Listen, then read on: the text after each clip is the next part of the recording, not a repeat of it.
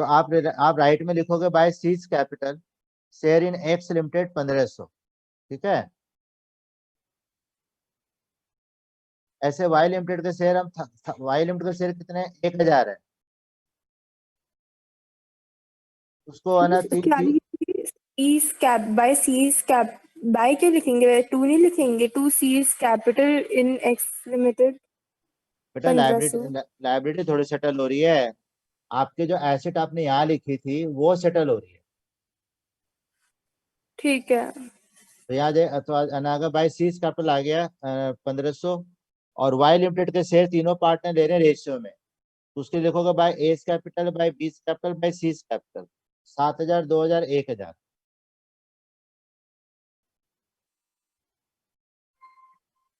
Question number 36 में आपको liability में दे रखा है लोन बाय मिसेस बलवीर। तो लोन बाय मिसेस बलवीर जो है ये रिलायंस में ट्रांसफर होगा, ठीक है, क्योंकि आउटसाइडर लाइबिलिटी है, और लेकिन इसके सेटलमेंट के बारे में नीचे कुछ नहीं कहा, तो उसको प्री पेमेंट करेंगे। Am I clear? ठीक है। और उसके बाद आपको जो डी पॉइंट दे रखा है उसमें लिखा हुआ क्रेडिटर ऑफ दिस पेबल को जो पे करना था हमें, मतलब जब 31 मार्च को फर्म डिसॉल्व हो रही है उसके 1 महीने के बाद पे करना था, लेकिन अब उसको हम 1 महीना पहले पे कर रहे हैं तो हमें 2% डिस्काउंट मिलेगा। तो आप क्या कर, आप क्रेडिटर ऑफ दिस पेबल को ऐड कर लेना, उसका 2% निकाल देना 1/12 करके, वो डिस्काउंट आएगा, फिर डिस्काउंट काट के पे कर देंगे। ठीक है। हाँ, नहीं नहीं, तो बैंक जो अगर कैश बैलेंस शीट में बैंक लिखा तो बैंक के नीचे लिखो, कैश तो कैश के नीचे लिखो। अच्छा बेटा, मैंने जर्नल एंट्री कौन कौन सी कराई थी आपको? सर कोई भी नहीं। एक भी नहीं हुई थी हमारी। ठीक है, आप सबसे पहले क्वेश्चन नंबर 17 निकालो, पेज नंबर 8.51।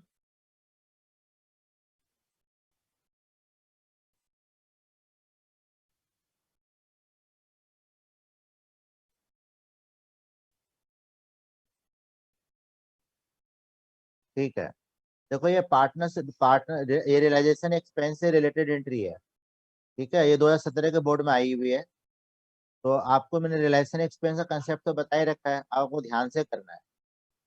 ए पॉइंट में लिखा हुआ है धर्म एक पार्टनर है, आप लिखते जाना आंसर, ठीक है। Was appointed to look after process of dissolution at a remuneration 12,000। मतलब अगर फर्म पार्टनर को रेम्युनरेशन पे करती है या रिम्बर्समेंट करती है तो फर्म का एक्सपेंस होता है, तो उसकी एंट्री आपकी होगी रियलाइजेशन अकाउंट डेबिट टू धर्म्स कैपिटल 12,000 रुपये। फर्म पार्टनर को रेम्युनरेशन दे रही है तो ये फर्म का एक्सपेंस हो गया, तो आपकी पहली एंट्री बनेगी realisation account debit to Dharam capital 12,000 रुपये। आगे लिखा हुआ है he had to bear the relation expense, और जो रिलेशन एक्सपेंस होगा उसको धर्म बियर कर रहा है, और उसको पे भी कौन कर रहा है? धर्म ही कर रहा है, तो इस पार्ट की कोई एंट्री नहीं होगी। फिर लिखा है जय पार्टनर है तो सारा काम देखेगा, इस काम पे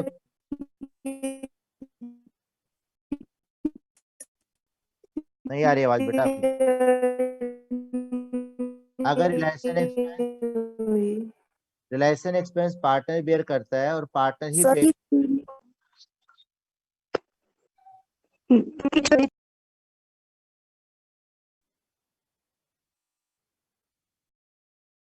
आप क्या बोले बेटा समझ में नहीं आ रहा, मैं बोल देता हूँ। पहले केस में रिलेशन एक्सपेंस जो है, फर्म जितना फर्म पार्टनर को रेम्युनरेशन देती है या रिम्बर्समेंट करती है या कमीशन देती है वो फर्म का एक्सपेंस होता है, और रियलाइजेशन अकाउंट में वही खर्चे आते हैं जो फर्म का एक्सपेंस होता है। तो realisation account debit to Dharam capital तो आपका 12,000 हो गया। अब एक्चुअल एक्सपेंस जो 11,000 हुआ है उसको धर्म बियर कर रहा है, और उसको पे भी धर्म ही कर रहा है, तो उसकी कोई एंट्री नहीं होगी। और कभी भी दोनों एक्सपेंस को कंपेयर नहीं करना है कि फर्म कितना दे रही है और वो कितना पे कर रहा है, दोनों को इंडिविजुअली देखना है अलग अलग। ठीक है शिवांश? बी पॉइंट में लिखा हुआ है जय पार्टनर है, फर्म ने उसको अपॉइंट किया है सब काम देखने के लिए, और फर्म उसको 15,000 रेम्युनरेशन दे रही है, तो जितना फर्म पार्टनर को रेम्युनरेशन देगी वो फर्म का एक्सपेंस है, तो आपको हो जाएगा रियलाइजेशन अकाउंट डेबिट टू जय कैपिटल, तो 15,000 हो जाएगा। रियलाइजेशन टू जय 15,000। अब कह रहा है जो एक्चुअल एक्सपेंस है वो जय बेयर करेगा, लेकिन एक्चुअल एक्सपेंस हुआ कितना है, 16,000। उसको पे कौन कर रहा है, विजय पे कर रहा है। तो विजय जो दूसरा पार्ट है वो पे करेगा तो फर्म से ले लेगा पैसे। तो आपकी एंट्री बनेगी इस क्वेश्चन में जय कैपिटल टू विजय कैपिटल, यानी बी पॉइंट में आपकी दो एंट्री बन रही है। पहले बनेगी रियलाइजेशन टू जय 15,000 जो फर्म जय को पे करेगी, और एक्चुअल एक्सपेंस 16,000 है जो जय का खर्चा है और उसको विजय दे रहा है, तो जय टू विजय।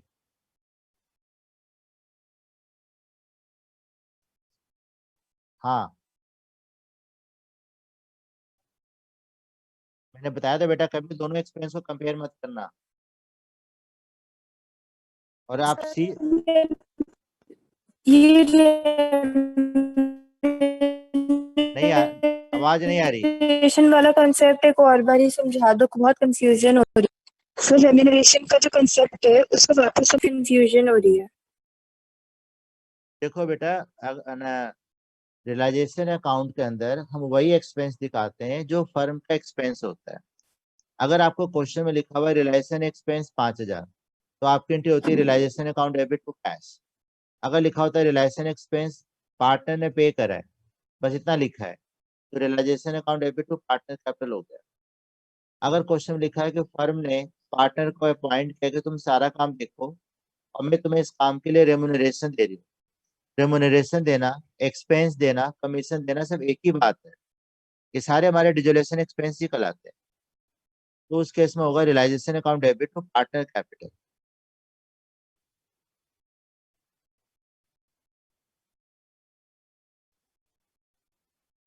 तो आप लोग है ना क्वेश्चन सी सी पॉइंट करो अपने आप।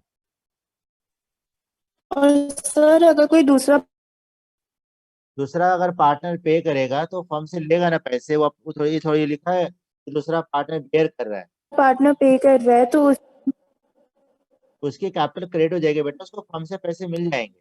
पहले वाले के जो पार्टनर बेयर कर रहा है उसके अकाउंट से कटेगा, दूसरे पार्टनर को मिलेगा। इसलिए इसमें हो रही है जय टू विजय।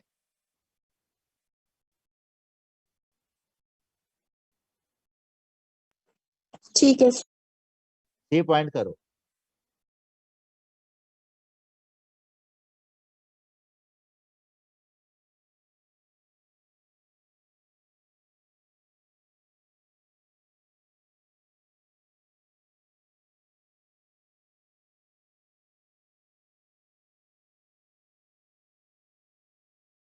तो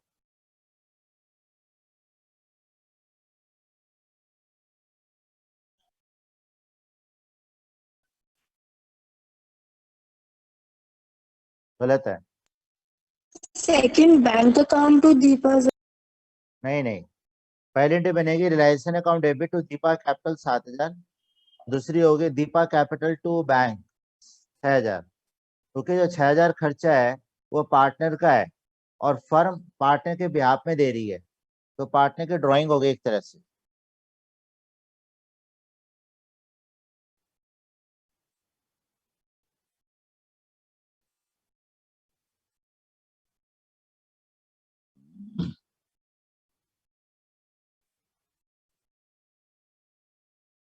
ठीक है, डी में नो एंट्री होगी।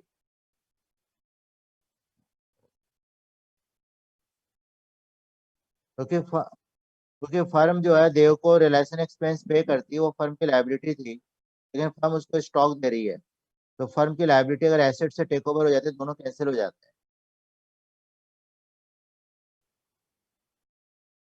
उसे उसे उसे हाँ हाँ।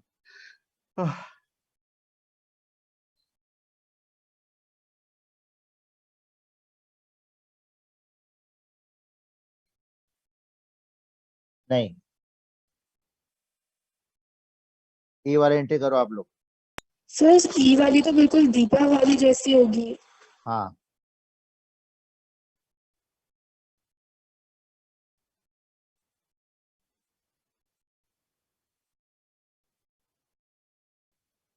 और एफ में भी नो एंट्री हो जाएगी।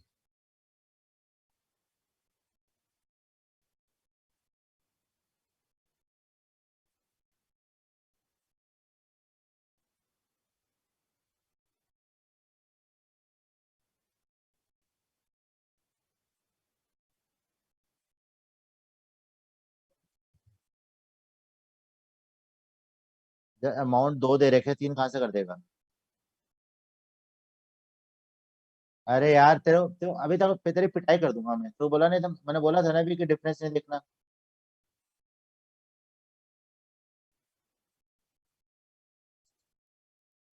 और ऐप में भी होगी no entry. Okay, question number 16 में आ जाओ।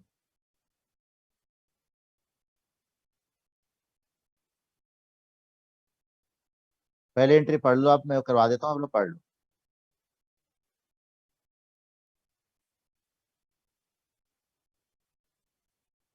सो बिल्स डिस्काउंटेड बोल रहा है तो मतलब बीआर हुआ ना। हाँ,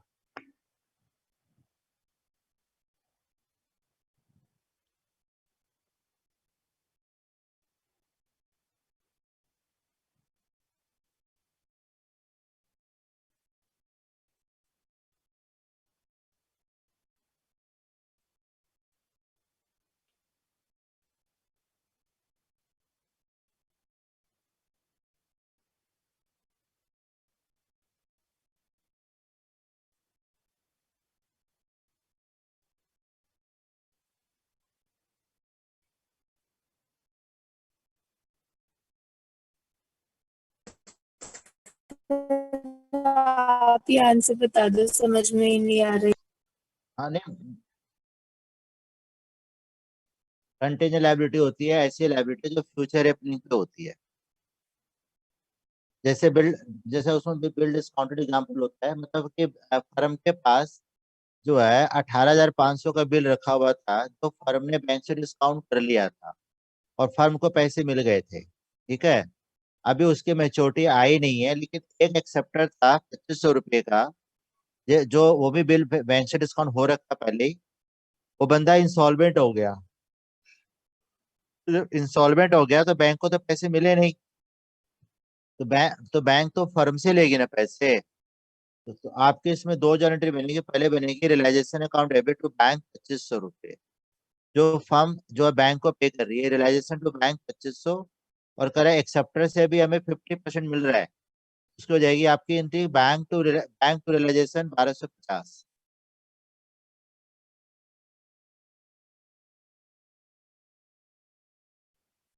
एक्सेप्टर से पैसे मिल रहे हैं तो हम कर रहे हैं, नहीं मिला तो नहीं करते, लेकिन बैंक को तो पैसा देना ही पड़ेगा।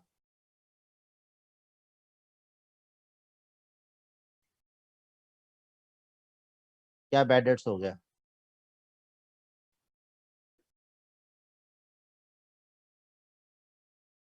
नहीं, कोई एंट्री नहीं होती। फिर लिखा है ये देर। तो सर नहीं, मुझे एक डाउट है, हमने रियलाइजेशन टू बैंक किया, वो जो डिस्काउंट मिला था उसका। वो ऐसा ही वो इसलिए किया है कि कोई 2500 का बिल रिसेबल था जो बैंक से डिस्काउंट करा चुके थे।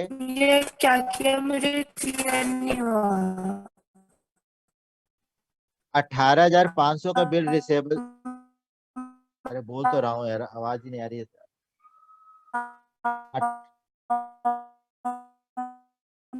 18,000 बोल, मैं बोल रहा हूँ सुन लो भाई, जो अपने बोल रही है, आवाज आ नहीं रही है, कुछ नहीं सुनाई दे रहा, क्या बोल रहे हो? आप ही सुन रहे हो सारी बात, आप ही सुन रहे हो बेटा, आप ही सुन रहे हो। सर फिर तो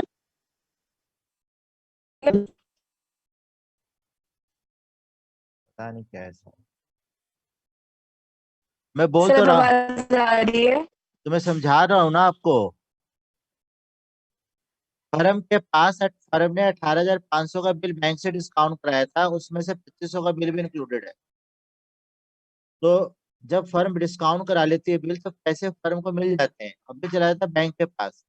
फिर बैंक एक्सेप्टर से पैसे लेने के लिए गई, ठीक है, तो एक्सेप्टर ने पैसे नहीं दिए, तो वो इंसॉल्वेंट हो गया। तो बैंक किससे लेगी पैसे? फर्म से लेगी। तो फर्म की लायबिलिटी है बैंक को 2500 रुपया देना है अभी। तो आपका हो गया रियलाइजेशन टू बैंक 2500 रुपया तो होगा ही होगा। अब आपको लिखा हुआ एक्सेप्टर भी हमें आधे पैसे दे रहा है, तो ले लेंगे, तो आपको हो जाएगा बैंक टू रियलाइजेशन 1250। अगर एक्सेप्टर से कुछ नहीं मिल रहा तो नहीं लिखते, लेकिन बैंक को तो पैसा देना पड़ेगा।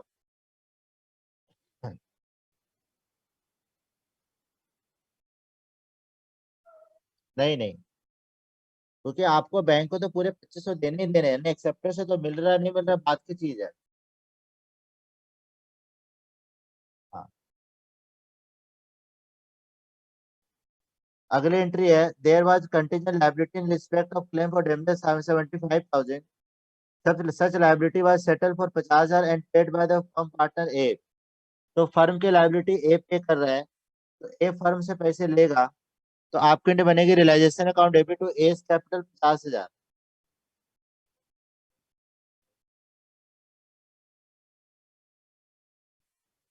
फिर आपकी है firm will have to pay 10,000 as a compensation injured employ which was contingent liability not accepted by the firm. ठीक है, तो फर्म जो है 10,000 रुपये कंपेंसेशन एम्प्लॉय को पे कर रही है, इंजर्ड एम्प्लॉय को, तो होगा रियलाइजेशन टू बैंक। पैसे जाएंगे तो डेबिट में आएगा रियलाइजेशन टू बैंक, पैसा आएगा तो बैंक टू रियलाइजेशन। पर इसमें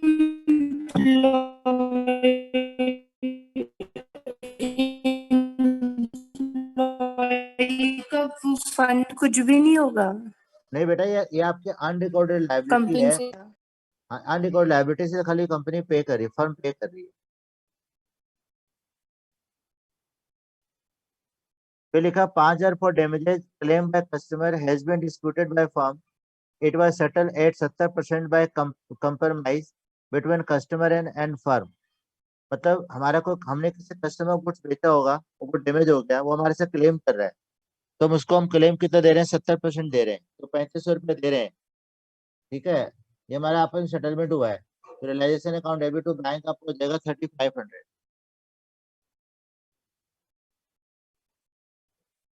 क्वेश्चन नंबर 14,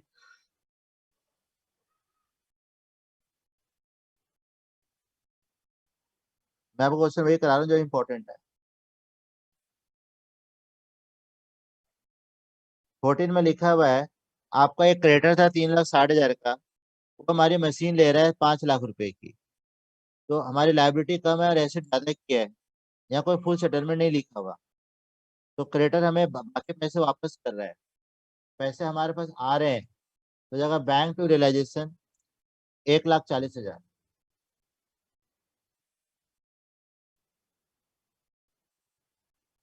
सेकेंड में लिखा हुआ है, एक क्रेडिटर था 50,000 का, उसने हमारे स्टॉक लेकर सेटलमेंट कर दिया, तो आपको लिखना पड़ेगा पेपर में, नो नो एंट्री लिखना पड़ेगा।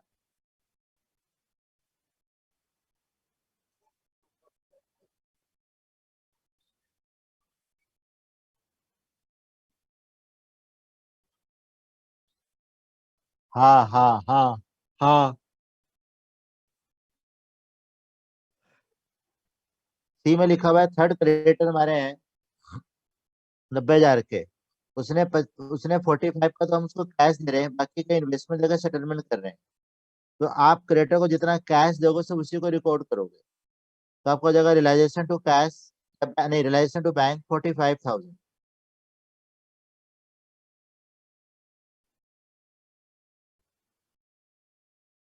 अगली एंट्री है आपका लॉस ऑन रियलाइजेशन है 15,000, ये लॉस रियलाइजेशन का लॉस है, तो लाल और पाल में डिस्ट्रीब्यूट होगा, तो आपके क्या बनेगी, Lal capital account debit to realisation.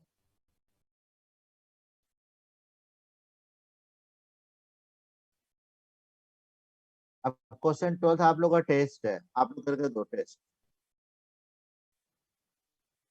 6 marks का टेस्ट है। अभी कहने कहने का तो कहेगी सर मैं तो भेज नहीं सकती। सर तो मेरे पास फोन ही नहीं रहता ना मम्मी का, कहाँ से भेजूंगी। अरे अभी तो घर पे ही तो हो, घर में तो इतने लोग हो, उससे ले लो।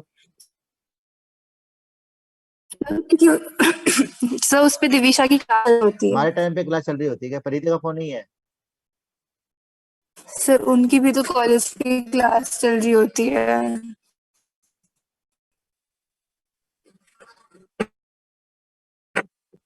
उसी जगह पर हूँ जहाँ पे इंटरनेट आ रहा है, तो वो लोग सारे दूसरी जगह पर है। अच्छा ठीक है, आप बता देना, ऐसे बता देना।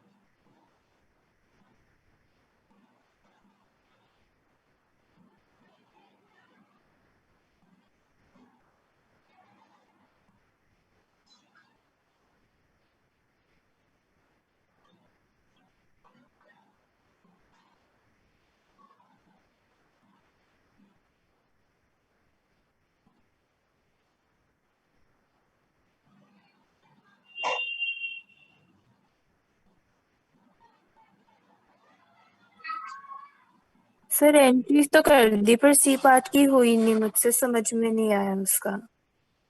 कर लिया क्या? हाँ सर।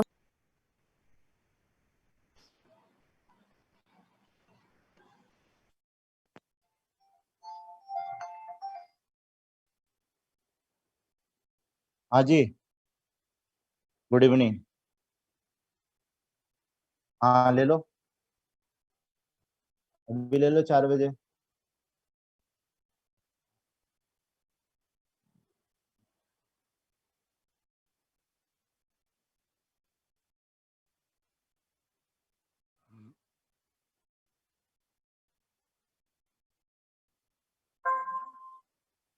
ठीक है, आप तो भेजो।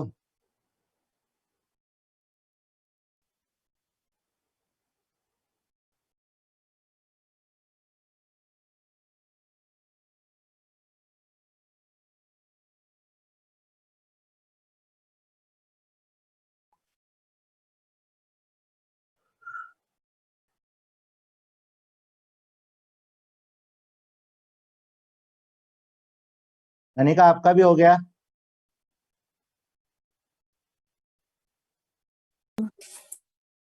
सर हो तो गया, पर मुझे मुझे है पता कि जो नहीं। हमें 6 पार्ट्स दे रखे हैं उसमें से 2 पार्ट्स में नो एंट्री है। अभी अभी आप मैंने शिवांश ने भेजा है, आप बोलते जाना क्या क्या लिखा है। अरे शिवांश 4 एंट्री लिखी है क्या? अच्छा, कनिका पहली एंट्री क्या लिखी है आपने? सर डी मैंने नो एंट्री लिखा अच्छा मैं बोल देता हूँ, सुन लेना। है। मैं बोल देता हूँ, आप बोलोगे तो फिर है ना दिक्कत हो जाएगी। मैं बोलता हूँ, आप ठीक मिला है। लेना, बता देना। पहली एंट्री होगी realisation account debit to Kunal capital 6,000 और उसके बाद अगली बार ठीक है, 13 देख के बोल रहा हूँ आंसर में। और दूसरी एंट्री बनेगी, आपने क्रेडिटर को जो पे करा है 27,000 रुपये, तो realisation account debit to cash account 27,000 रुपये एंट्री। लिखा है रोहित ने फर्म को लोन दिया था तो फर्म उस लोन को पे कर रही है। तो ना शिवांश इसके इंटरव्यू बेटा रोहित से loan account debit to cash होगा, रोहित टू कैश नहीं होगा, रोहित से loan account debit to cash account. हाँ, और नेक्स्ट वाली में लिखा हुआ है कि मशीन जो थी हमारी उसको कुणाल ने टेक ओवर किया 3,000 रुपये में। तो आपका जो है कुणाल कैपिटल टू रियलाइजेशन 3,000 रुपये, एकदम सही लिखा है। सर पर हम इसको क्यों रिकॉर्ड करेंगे, ये तो एसेट से हो रहा है। क्या एसेट होगा? एसेट रियलाइज तो रिकॉर्ड नहीं होता। नहीं सर, आपने अभी पहले बोला था ना कि अगर वो एसेट से सेटल हो रहा है तो हमें नहीं करना कुछ। मैंने कहा था कि अगर कोई लायबिलिटी हमारे एसेट से सेटल हो जाती है तो रिकॉर्ड नहीं करते। तो या तो सर फिर इसकी फाइनल क्या होगी कुना, आंसर डी कुणाल पार्ट का? पार्टनर है, वो फर्म की एसेट्स को टेक ओवर कर रहा है, तो उसकी कैपिटल कम हो जाएगी ना, तो कुणाल कैपिटल टू रियलाइजेशन। तो आपने लिखा होगा ना, जब रियलाइजेशन लिखोगा ना by partners capital by Kunal capital, तो कैंडी बने Kunal capital to realisation. Okay sir. और सर अमाउंट 2,000 होगा, 3,000 या 5,000? आपके हिसाब से क्या होना चाहिए?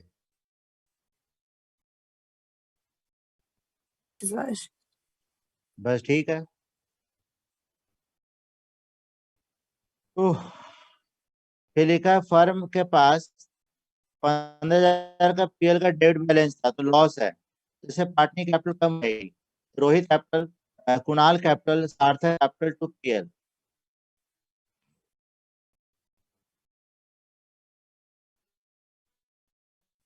3,000।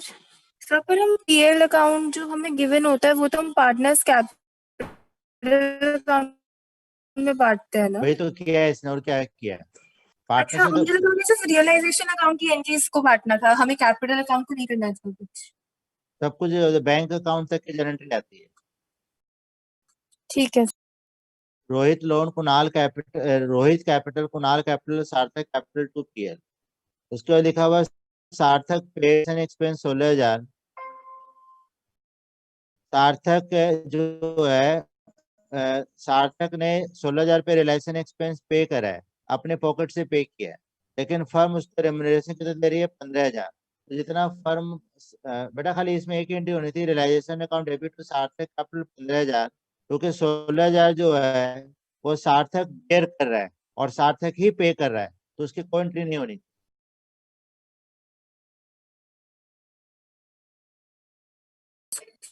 सब मार्क्स आउट ऑफ 6 है। या सब मार्क्स आधे आ रहे हैं, सी डी और ई गलत थे, हाँ, मतलब हुए नहीं। चलो कोई बात नहीं, अब आगे से ध्यान रखना। अच्छा बेटा, अब आ जाओ आप, है ना, क्वेश्चन नंबर आ जाओ 11 पे आ जाओ।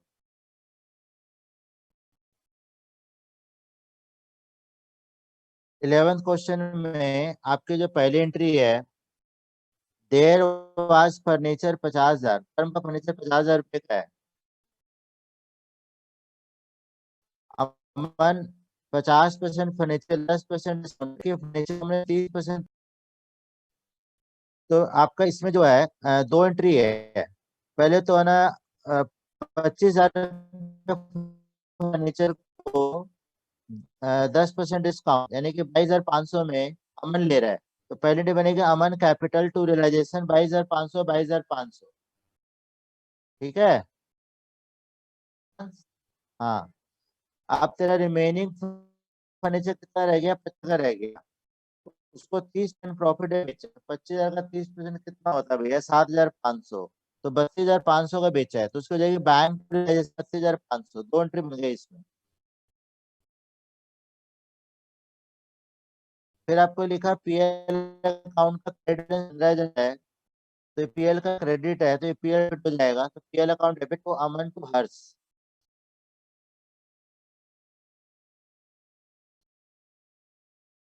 सी वाली एंट्री लिख लो बेटा, सी वाली एंट्री सबसे इंपॉर्टेंट है, वेरी वेरी इंपॉर्टेंट।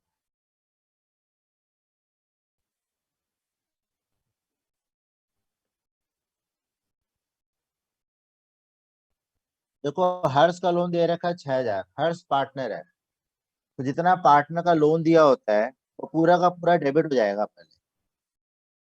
मतलब पार्टनर लोन को पे करते हैं ना, तो हर्ष लोन डेबिट हो जाएगा आपका 6,000।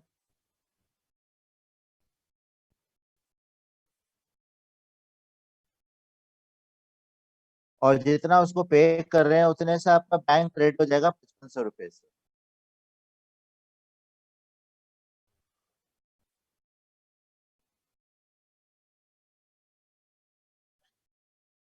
पैसे जा रहे हैं ना हमारे पास से, बैंक को तो क्रेडिट करना पड़ेगा ना आपको 5500 से।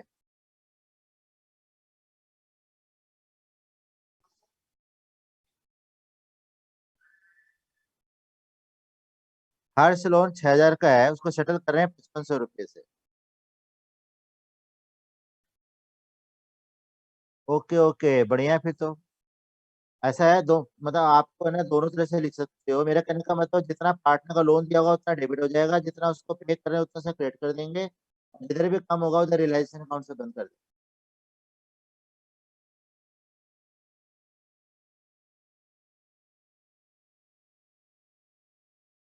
समझ गया ना? ठीक है, अब फर्स्ट क्वेश्चन पे आ जाओ। मतलब बाकी कर लेना आगे, मतलब मैंने मेन पॉइंट बता दिया। फर्स्ट क्वेश्चन पे आ जाओ।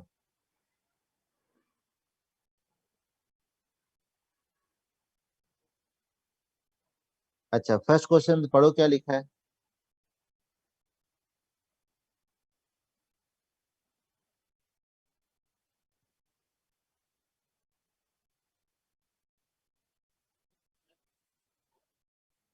हाँ हाँ हाँ हाँ।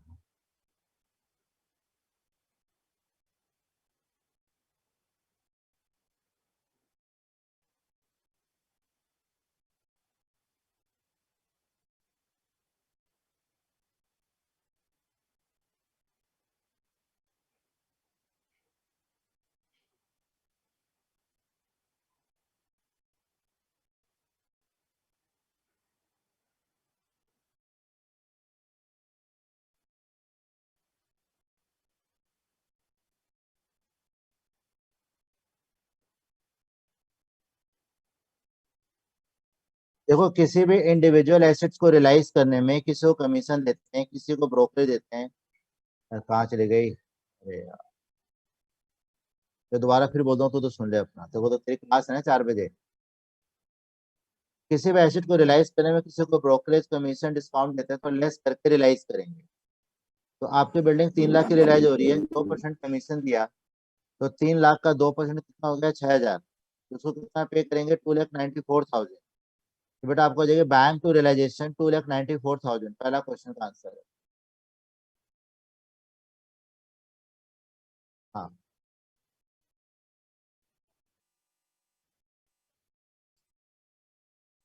अब कल का टाइम बता दो मुझे, अभी कितने बजे लेना है कल? 12 बजे लेना है, 1 बजे लेना है, कितने बजे लेना है? नहीं, कनिका बताएगी ना। सर आपको जो टाइम सही लग रहा है 2 बजे के पहले। अच्छा ठीक है, ठीक है, कर दूंगा मैसेज में। ठीक है सर। हाँ, करना बड़ा चपटा, पढ़ाई करना मन लगा के सब कोई। हाँ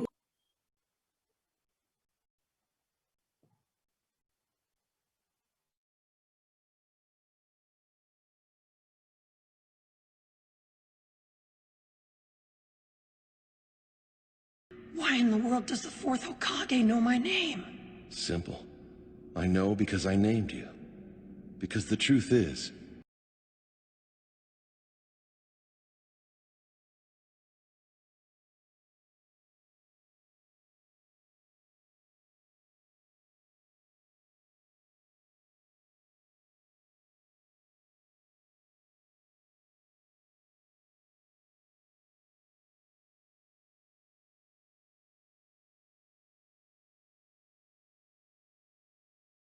you are my son. Did you say son? He's a loudmouth, don't you think? So let's go somewhere quieter, okay? Dad. Nothing.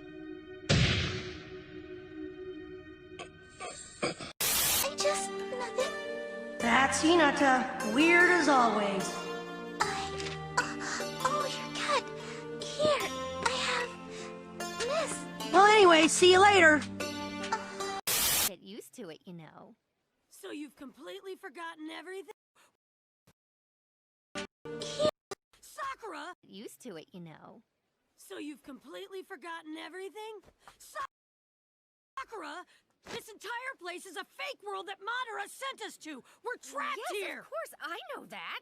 Look, I was just saying. The point is that I'm not staying! Staying in this dumb world. Wait.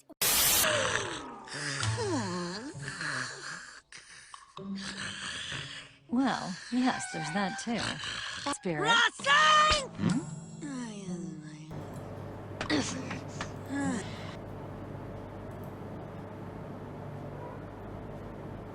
Hi, good evening everyone. Just let me know whether I am properly audible and visible or not. Just let me know, okay?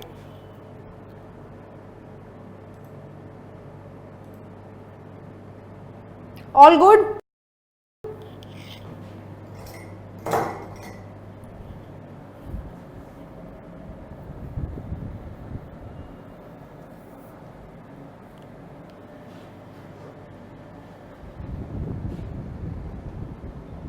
Okay, just a second, okay?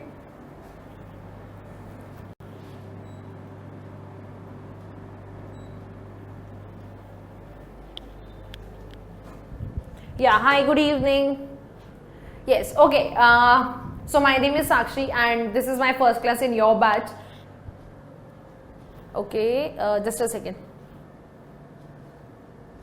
Yeah, fine. So my name is Sakshi and this is your first class with me.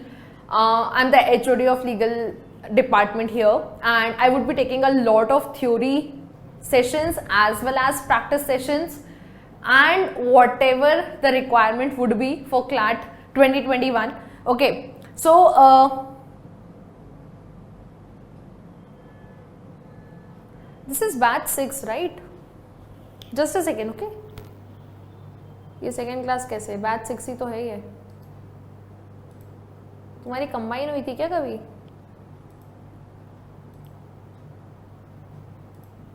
Just a minute.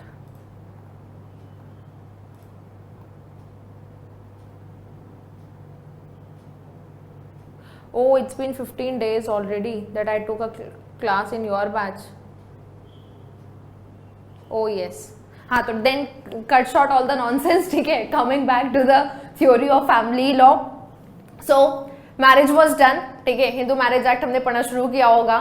I would have taught you the essentials of marriage कि शादी के लिए क्या क्या करने की जरूरत है. Who all can get married, who all cannot get married, and yeah, nice. And we would have discussed the grounds for divorce. ये सब हुआ है. The grounds for divorce.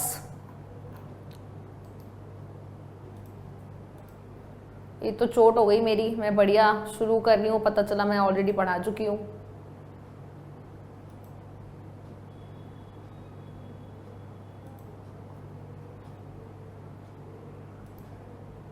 चलो, सो ग्राउंड फॉर डाइवोर्स से शुरू करना है, ठीक है? Yes. So if you remember, मैंने तुम्हें बताया था कि जो चाइल्ड मैरिजेस होती हैं वो जनरली तो प्रोहिबिटेड है under child marriage prohibition act, but अगर हिंदू लॉ में अगर कभी चाइल्ड मैरिज हो जाती है तो we have to consider it as a valid marriage.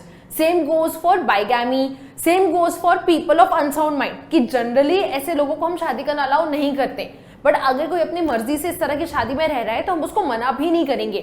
हम उसे ऐसा क्रिमिनल समझ के जबरदस्ती उठा के जेल में भी नहीं डालेंगे, ठीक है? Then I would have discussed one particular case related to registration of marriage, that is Seema versus Ashwini Kumar, कि पहले रजिस्ट्रेशन का कोई कंसेप्ट नहीं था, ठीक है? एंड बहुत सारे इश्यूज होने लग गए, तो that is when the supreme court realised in 2005 that registration is necessary and we had to make it compulsory thing. So if a couple is getting married in India, तो उसके पास 60-90 days का time period होता है जहाँ पे he has to go and get their, like the couple has to go and get their marriage registered. Okay, moving on. Yes, Seema versus Ashwini Kumar, बहुत बढ़िया. So next is the grounds for divorce. ठीक है? Okay, so before I start telling you the grounds for divorce, there's this one important thing that I want you all to remember is basically कि जो लोग divorce लेते सकते हैं, वो criminals नहीं है, ठीक है। तो जब मैं तुम्हें ग्राउंड्स फॉर डाइवोर्स पढ़ाऊंगी तो ये मत बोला कि ऐसे कैसे ये इस पर्सन को तो उठा के जेल में कर देना चाहिए, उस पर्सन को तो ये ऐसा एक्शन लेना चाहिए। The point is divorce is basically a general breakup. People go through breakup all the time. You would be going through breakups, your friends would be going through breakups, ठीक है। It's just that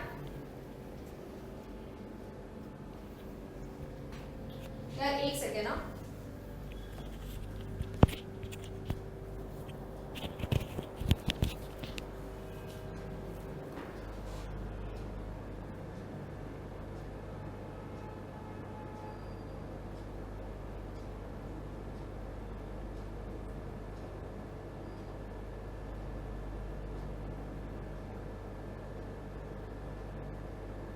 when did it fall?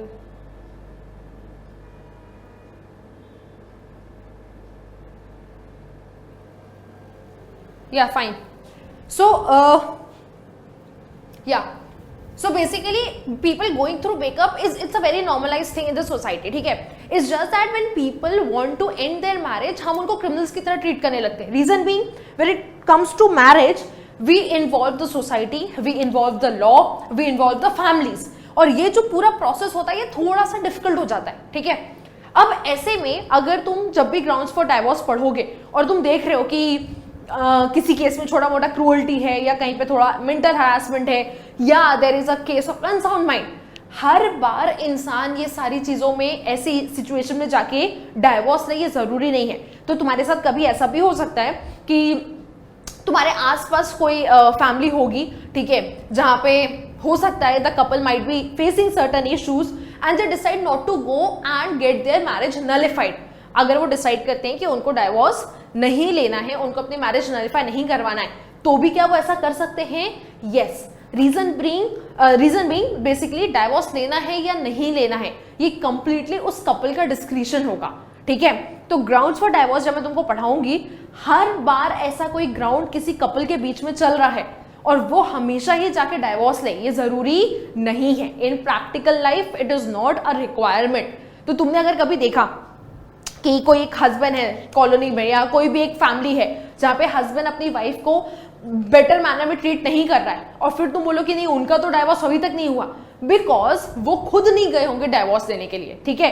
तो grounds for divorce law ने mention कर रखे, आपको जरूरत पड़े आप वो ग्राउंड्स को यूज करो और जाके डाइवोर्स ले लो। अगर आपको वो ग्राउंड्स नहीं यूज करने हैं, आपको डाइवोर्स नहीं लेना है and you want to be in that marriage, क्या आप वो भी कर सकते हो? यस। ऑल्सो जो मैं यहां तुमको ग्राउंड्स फॉर डाइवोर्स बताऊंगी ये जनरल ग्राउंड फॉर डाइवोर्स है। ऐसे ग्राउंड्स जो ऑलरेडी लॉ ने मेंशन कर रखे हैं, like the common ones, but कभी कभी कुछ अनकॉमन कॉज भी हो जाते हैं, कभी कभी कुछ ऐसी चीजें भी हो जाती है जो प्रॉपरली लॉ ने मेंशन नहीं कर रखी है। अगर ऐसा सिचुएशन है जहां पे लॉ ने कोई पर्टिकुलर ग्राउंड मेंशन नहीं कर रखा है बट वो ग्राउंड उस कपल को बहुत दिक्कत दे रहा है and they are not able to take their marriage forward and they want to go ahead and get their marriage nullified, क्या वो एक अलग ही कोई ग्राउंड लेकर भी कोर्ट जा सकते हैं क्या? Yes. So I am going to teach you the general ground for divorce. इसके अलावा भी अगर कोई ग्राउंड होगा जिससे कपल कोर्ट अप्रोच करना चाहे तो क्या वो कर सकता है? यस।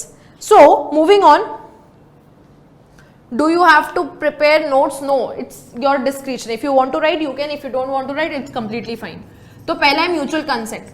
मैं पहले सारे ग्राउंड्स लिख देती हूँ फिर मैं तुम्हें एक एक करके सारे समझा दूंगी, ठीक है। Second, cruelty, domestic violence,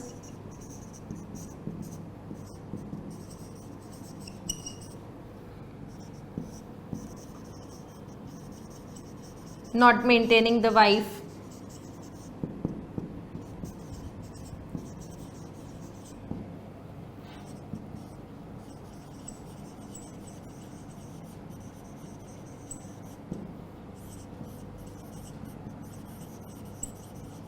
bigamy. जो तुमको यहाँ पे नहीं समझ में आएगा परेशान मत होना, आई will explain you each and every term.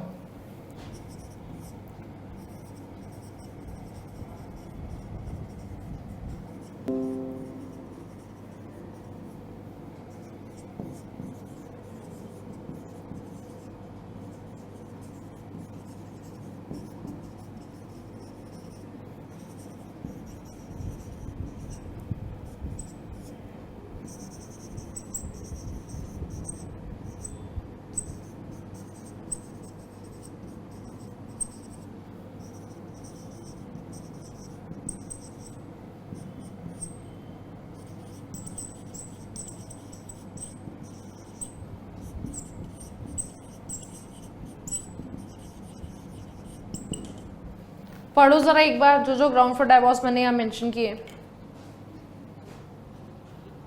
I will explain you each and every term. थोड़ा रुको जरा.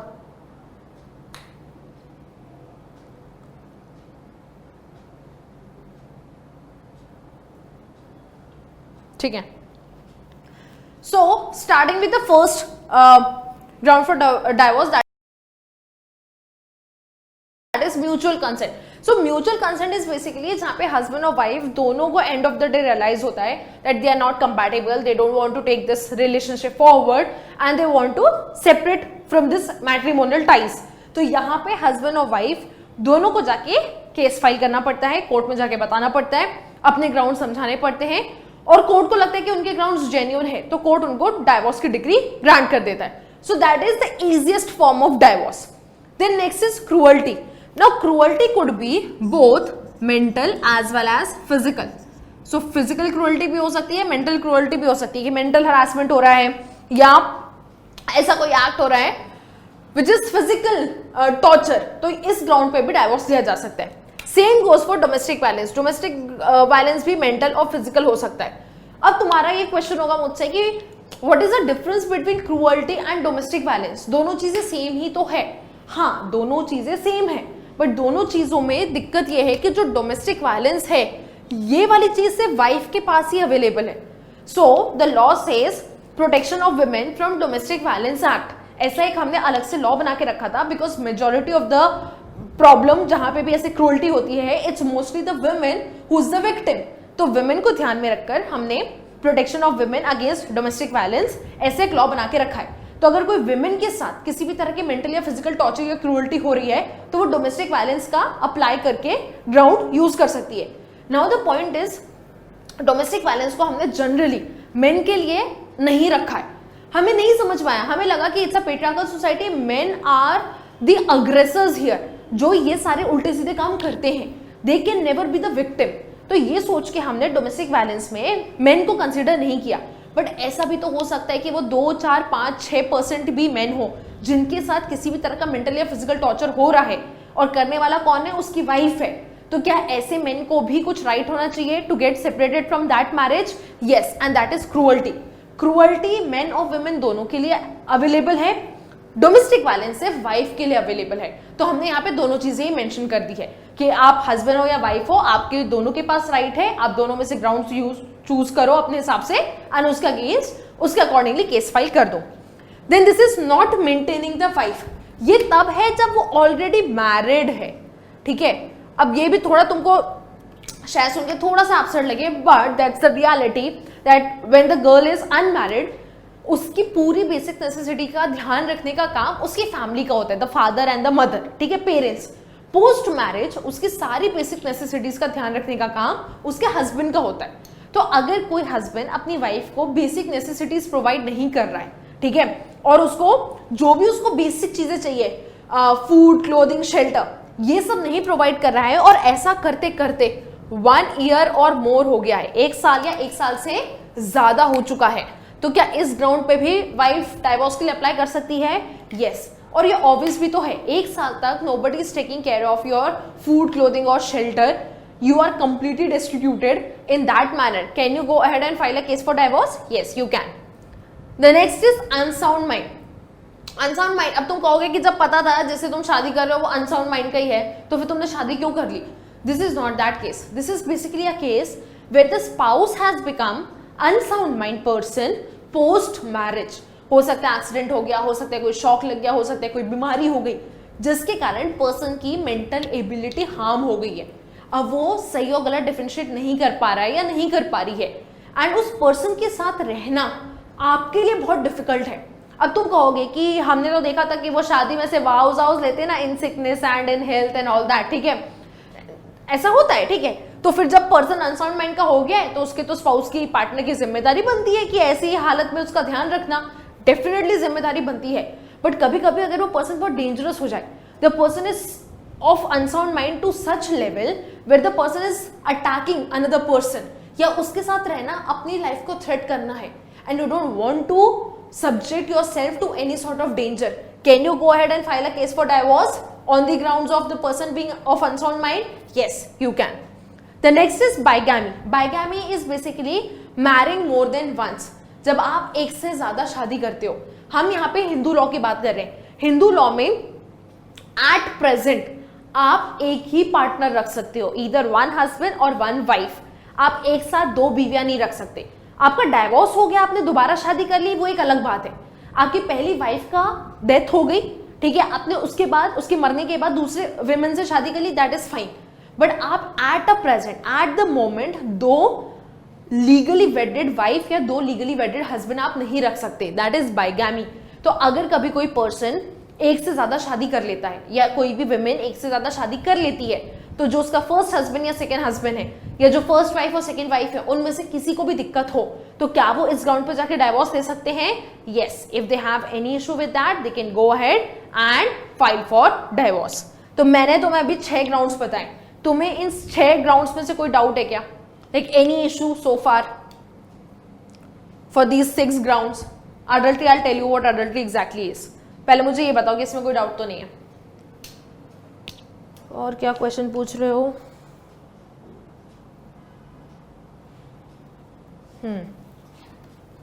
ठीक है.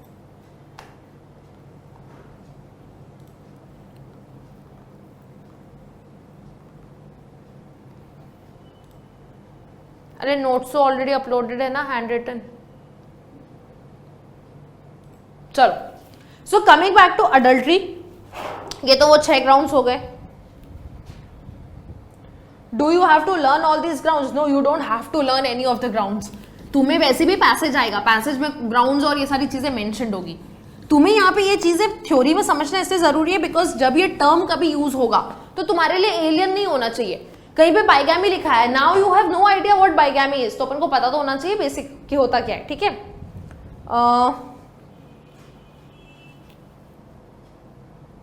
अर्नब, दो कुछ भी हो सकता है. विमेन ये भी बोल सकती है कि डोमेस्टिक वायलेंस भी हुआ है, क्रूअल्टी भी हुआ है, या विमेन से बोल सकती है कि डोमेस्टिक वायलेंस है. अच्छा, a very important fact and a general knowledge that you should know कि जब भी कभी कोई केस फाइल करता है किसी भी पर्सन के अगेंस्ट, तो हम किसी एक ग्राउंड पे केस फाइल नहीं करते. हम क्या करते हैं? हम अपने पूरे केस को एनालाइज करते हैं, पूरे सिचुएशन को एनालाइज करते हैं, और वो सिचुएशन में जो दिक्कतें फिट होती है ना, अपन सारी फिट कर देते हैं. ये मैं प्रैक्टिकली तुम्हें बता रही हूं, हम ऐसा करते हैं. क्यों करते हैं? अगर मैंने जाके सिर्फ बोला कि मुझे एक इशू है और वो एक इशू अगर मैं प्रूव नहीं कर पाई तो मेरा केस तो वहीं खत्म हो जाएगा. बट मैंने कहा मुझे 5 इशू है, भले मैं एक प्रूव नहीं कर पाई, क्या 4 अभी भी मेरे पास ऑप्शन है रेमेडी सीख करने के लिए? हाँ. तो हम जब भी केस फाइल करते हैं, हम जितने ग्राउंड्स हम अप्लाई कर सके अपने केस में, हम वो सारे अप्लाई करते हैं. ठीक है.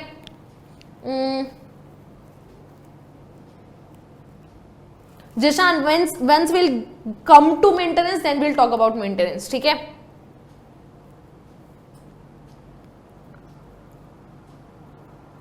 Ayush, I explained you कि if a person is in a bigamous marriage or if they are having some domestic violence issue उनके बीच में and they don't want to go ahead and take divorce, can they live in that marriage? Yes, they can. वो couple के discretion पर है. ऐसा नहीं है कि हर बार किसी कपल की लड़ाई हो गई और उसके बीच में थोड़ा बहुत वायलेंस आ गया तो तुमने कहा कि नहीं अब तो खत्म तुम्हारी शादी, you have to go and take divorce. ऐसा नहीं होता है. ठीक है. चलो. So moving on, what exactly is adultery? Adultery याद रखना, till 2018 was a criminal offence under Indian penal code. तो इंडियन पिनल कोड में अडल्ट्री ऑफेंस हुआ करता था, बट हमने फाइनली अडल्ट्री को ऑफेंस में से हटा दिया. तो अडल्ट्री अब आईपीसी के हिसाब से ऑफेंस नहीं है. अब तुम बोलोगे कि अडल्ट्री में ऐसा क्या था? तो अडल्ट्री थोड़ा नहीं, काफी लेवल पे एब्सर्ड था. तुम ध्यान से सुनना, मैं तुम्हें दोबारा एक्सप्लेन नहीं करूंगी. ठीक है. सो फॉर अ मोमेंट आने वाले 3-4 मिनट तक कोई डाउट टाइप मत करना, कुछ सवाल मत पूछना और चुपचाप यहां देखना. सो अडल्ट्री सेज